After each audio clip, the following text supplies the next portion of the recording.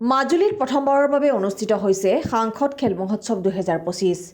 পুৱাই মাজুলীৰ গড়মূৰ মিনি ষ্টেডিয়ামৰ পৰা আৰম্ভ হ'ল মাজুলী মাৰাথন। দেশৰ ভিন্ন প্ৰান্তৰ 2 সহস্ৰাধিক খেলুৱৈয়ে অংশগ্ৰহণ কৰিছে এই খেল মহোৎসৱত। কেন্দ্ৰীয় বৈদেশিক পৰিক্ৰমা মন্ত্ৰী পবিত্ৰ মাৰ্ঘেৰিটাৰ নেতৃত্বত প্ৰথমবাৰৰ বাবে অনুষ্ঠিত হৈছে এই মহোৎসৱ। যুৱ শক্তিৰ উৎসৱ খেল মহোৎসৱত পুৱাই উপস্থিত হ'লহি বৈদেশিক পৰিক্ৰমা মন্ত্ৰী পবিত্ৰ মাৰ্ঘেৰিটা। এই খেলৰ উদ্বোধন কৰে কেন্দ্ৰীয় ৰাজ্যিক মন্ত্ৰীগৰাকীয়ে। উল্লেখ্য যে মাৰাথন মাজুলীত 10 বছৰৰ পৰা 45 বছৰ বয়সৰ খেলুৱৈসকলে অংশগ্ৰহণ কৰে। সৰ্বাধিক 21 কিলোমিটাৰ পৰ্যন্ত এই মাৰাথন দৌৰ অনুষ্ঠিত হৈছে। আজি মাজুলীত প্ৰথমবাৰৰ বাবে যি সাংসদ খেল মহোৎসৱৰ শুভাৰম্ভ হ'ল, কি ক'ব? চাওক, নৰেন্দ্ৰ মোদীদেৱে সদায় কয় যে খেলৰ জৰিয়তে মানুহ উদ্ভাসিত হৈ শৰীৰ মন আত্মা সকলো প্ৰফুল্লিত হয় সুস্বাস্থ্যৰ বাবে, আৰু খেলুৱৈক আৱিষ্কাৰ কৰিবৰ বাবে সিঁচৰতি হৈ থকা প্ৰতিভাবিলাকক উচিত মঞ্চ দিবৰ বাবে তেখেতে বিভিন্ন পদক্ষেপ লৈ অহাৰ সমান্তৰালভাৱে আমাৰ সাংসদসকলকো আহ্বান জনাইছিল যে সাংসদ খেল মহোৎসৱ আয়োজন কৰিব লাগে। মোৰ সৌভাগ্য যে যোৰহাট লোকসভা সমষ্টিৰ অন্তৰ্গত ৰাইজৰ সহযোগত আমি সাংসদ খেল মহোৎসৱ আজিৰ পৰা আৰম্ভ কৰিছোঁ। আমাৰ মাজুলীৰ স্থানীয় ৰাইজ, সংবাদ মাধ্যম, ক্ৰীড়া অনুষ্ঠানবিলাক, জিলা প্ৰশাসন, আৰক্ষী প্ৰশাসন, বিশেষকৈ আমাৰ সন্মানীয় স্থানীয় বিধায়ক শ্ৰীযুত ভুৱন গাম ডাঙৰীয়াৰ সহযোগত আৰু যোৰহাটৰ কিছু বিশেষজ্ঞ আহিছিল, আকাশজ্যোতি গগৈকে আদি কৰি তেওঁলোকৰ সহযোগত আমি ইয়াত আজি মাজুলী মাৰাথন আৰম্ভ কৰিছোঁ। 21.1 কিলোমিটাৰ হাফ মাৰাথনৰ পৰা আদি কৰি 10 কিলোমিটাৰ, 5 কিলোমিটাৰ ইত্যাদি।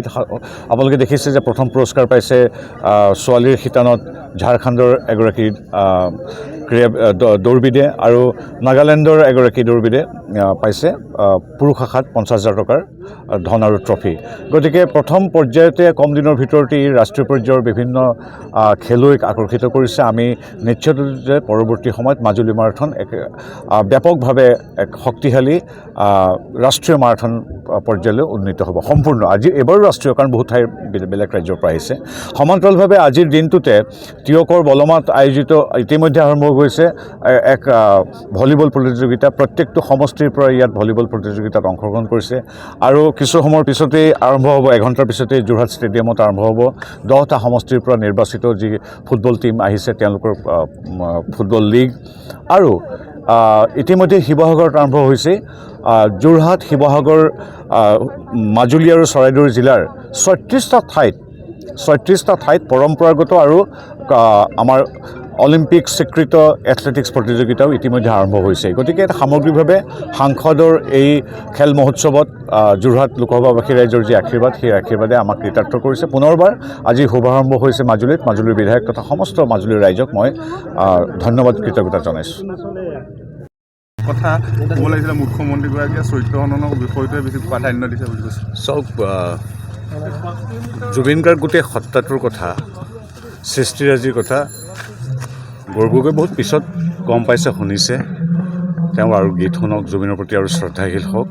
তেওঁৰ প্ৰতি হৈছে যে জুবিনক ভাল পোৱাৰ অধিকাৰ প্ৰত্যেকৰে আছে। সি গৌৰৱ গগৈয়ে হওক বা পবিত্ৰ গগৈয়ে হওক, সকলোৰে অধিকাৰ আছে, তাত মোৰ ক'বলগীয়া নাই। কিন্তু মোৰ এটাই খুব এগৰাকী বন্ধু হিচাপে নহয়, এগৰাকী সাধাৰণ অসম হিচাপে এটা কথাতে অলপ খুব ভাল নালাগে। তাৰমানে কি, জুবিনক লৈ যিটো গৌৰৱ গগৈহঁতে ৰাজনীতি কৰিছে, এইটো নহয়। জুবিনক জুবিন হৈ থাকিবলৈ দিব লাগে। বাকী সময়, ন্যায়পালিকা, অসমবাসী ৰাইজ আছে, তেওঁলোকে সিদ্ধান্ত ল'ব। কোনো কথা নাই বৰ্তমান প্ৰত্যেকটো কথাত জুবিনক টানি অনাটো খুব ভাল কথা নহয়। জুবিনে নিজেই এইবিলাক ৰাজনীতি বেয়া পায়। গতিকে গৌৰৱ গগৈৰ বিষয়ে মন্তব্য দিলে তেওঁ খুব প্ৰাসংগিক হৈ থাকে, আৰু তেওঁৰ বিষয়ে তেওঁ কোনো ইছ্যু নাই, তেওঁ কোনো কথা নাই। এতিয়া মই যিটো দেখিছোঁ, মাজুলীলৈ কি কাৰণে আহিছে মই নাজানো। মাজুলীত মই 2টা আচৰিত বস্তু দেখিলোঁ। আপোনালোকে ভিডিঅ'টোৰ মোৰ ভাষ্যটোৰ কাষত যদি সম্ভৱ হয় দেখুৱাই দিব। এটা মই নামঘৰৰ বাটচৰাণে নামঘৰ এটা দেখিলোঁ, আৰু এটা বাছ ষ্টেণ্ড দেখিলোঁ। সেই দুটাতো চেল্ফি পইণ্ট হ'ব লাগে। ছ'চিয়েল মিডিয়াত মই দেখিলোঁ 2 লাখ টকাৰ খৰচেৰে কিবা তেনেকুৱা। গতিকে সেইবিলাক তেওঁ চাব আহিছে কিজানি। মোৰ ক'বলগীয়া একো নাই, তেওঁৰ প্ৰতি শুভেচ্ছা আছে। আমি এতিয়া মাজুলীৰ সৈতে আমি আজি 30 বছৰ ধৰি জড়িত। মই মাজুলীৰ ল'ৰা নহয় যদিও ইয়াৰ সাহিত্য সংস্কৃতিৰ সৈতে মাজুলী হ'ল আধ্যাত্মিক পীঠস্থান, মাজুলী হ'ল সাংস্কৃতিক পীঠস্থান। আৰু আজি এতিয়াৰ পৰা মোৰ সৌভাগ্য যে ইয়াৰ যিটো ক্ৰীড়া ক্ষেত্ৰতো মই আজিৰ পৰা এগৰাকী সাংসদ হিচাপে সেৱা আগবঢ়াবলৈ আৰম্ভ কৰিছোঁ। প্ৰথমবাৰৰ কাৰণে ইমান বিশাল আয়োজন মাজুলী মাৰাথন, আপোনালোকে নিজে প্ৰত্যক্ষদৰ্শী। শতাধিক ক্ৰীড়াবিদ বাহিৰৰ পৰাও আহিছে, মাজুলীৰ বাহিৰৰ পৰা বিভিন্ন অসমৰ ভাৰতৰ বিভিন্ন ঠাইৰ পৰা। গতিকে এনেবিলাক ভাল কামেৰে সেৱা আগবঢ়াই যোৱাটো উচিত। কেৱল ৰাজনৈতিক ভাষ্য দিলে মোৰ মাজুলীৰ, মোৰ যোৰহাট লোকসভাৰ বা মোৰ অসমখনৰ কেতিয়াও উন্নতি নহয়। ব্যৱহাৰিকভাৱে কাম কৰিব লাগিব, ৰাইজৰ ওচৰত সেৱা মনোভাৱেৰে আহিব লাগিব। এইখিনি কথা। গৌৰৱৰ প্ৰতি শুভেচ্ছা আছে আমাৰ, কিন্তু এটাই অনুৰোধ যাতে জুবিনক লৈ ৰাজনীতি কৰিবলৈ বৃথা চেষ্টা নকৰে, বেয়া দেখি। ঠিক আছে গুৰুত্বপূৰ্ণ পদক্ষেপ মাজুলীৰ বাবে খুব সুন্দৰ পদক্ষেপ, কাৰণ মাজুলী ৰাইজে খুব ভাল এটা খেল পৰিদৰ্শন কৰিবলৈ পাইছে। কাৰণ এই মাৰাথন এই প্ৰগ্ৰেমটো মাজুলীৰ ৰাইজে আগতে এনেকৈ দেখা নাছিল। কাৰণ ময়ো ভাবিছিলোঁ, খুব ইচ্ছা আছিল যে কৰাৰ, কাৰণ আমাৰ মাননীয় মন্ত্ৰী পবিত্ৰ মাৰ্ঘেৰিটা ডাঙৰীয়াই, কেন্দ্ৰীয় মন্ত্ৰী পবিত্ৰ মাৰ্ঘেৰিটা ডাঙৰীয়াই যি ইয়াত মাজুলীত আয়োজন কৰিলে, তেখেতক পোনপ্ৰথমে মই ধন্যবাদ জনাইছোঁ। আৰু তেখেতৰ নেতৃত্বত আজি এই প্ৰগ্ৰেমটো আয়োজন কৰা হৈছে আৰু আমি সহযোগিতা কৰিছোঁ। আৰু এই প্ৰগ্ৰেমটো প্ৰত্যেক বছৰে চলি থাকিব। আৰু আজিকালি সকলোৱে জানে মাৰাথন সকলোৱে সহযোগিতা কৰিব বিচাৰে।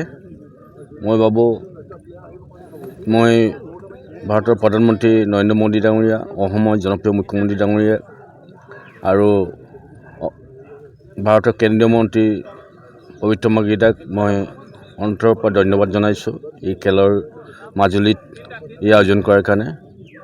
মই ইমানেই কৈছোঁ। মাজুলীৰ পৰা দীপেন সজাতিৰ ৰিপৰ্ট, আছাম ৰিপৰ্টছ লাইভ।